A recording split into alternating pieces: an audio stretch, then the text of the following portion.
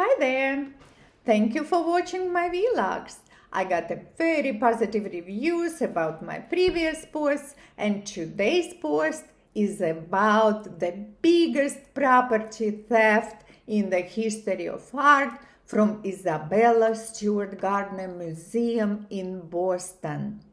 On March 18th, 1990, 13 high-profile works of art worth around $500 million were stolen from the museum. Among the works that were stolen was the concert by Johannes Vermeer, one of only 34 works attributed to this artist and also the most valuable of his paintings. Another particular precious work stolen was Rembrandt's The Storm on the Sea of Galilee, which is the only known seascape painted by Rembrandt and therefore invaluable. 30 years on, the FBI have not been able to find any of the 13 works, and the museum is now offering a reward of $10 million for any information leading to their recovery.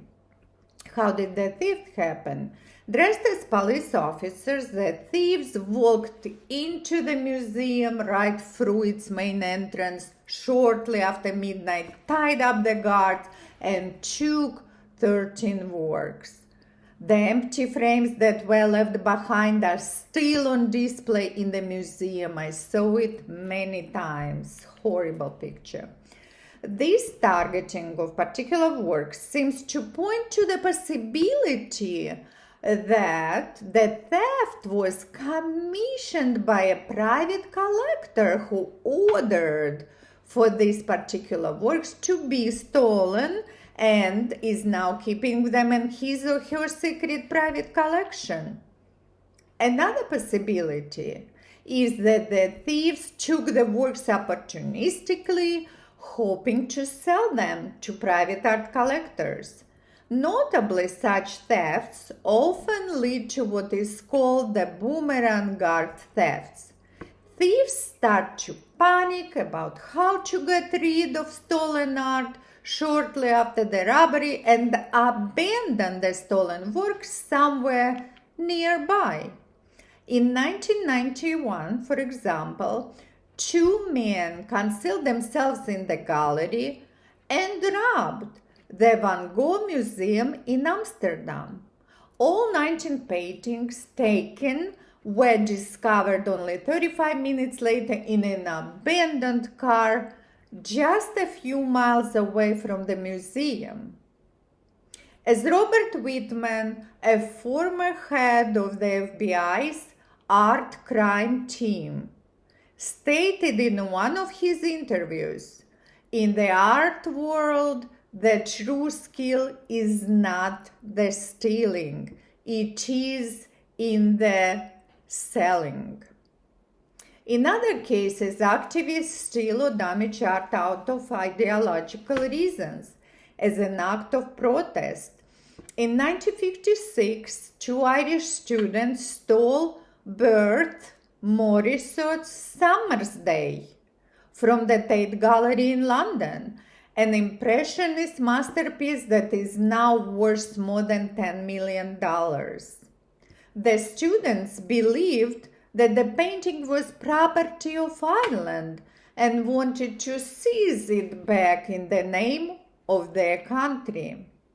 And then there is another type of an altruistic theft, people who are obsessed with a particular artwork and want to own it no matter what.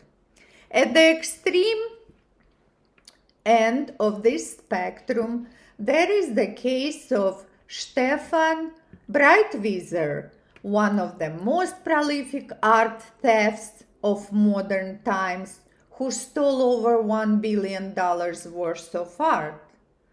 An ordinary Frenchman with an extraordinary love for art, Breitwieser trawled museums and private collections across Europe for years, stealing over 200 pieces of precious art until he was finally arrested in 2001. According to Interpol, more than 20,000 stolen works of art are currently missing around the world, including Rembrandt's, Renner's, Van Gogh, and Picasso's. We can only guess what happened to the 13 works of art from the Isabella Stewart Gardner Museum and hope that they will resurface and be returned to the museum for the next generation to enjoy them. While art lovers continue to guess where these works are held hostage at the moment, I am already working on my next post. And then I would love to hear your thoughts on where you think the stolen Gardner artworks are today. Thank you for watching my blog.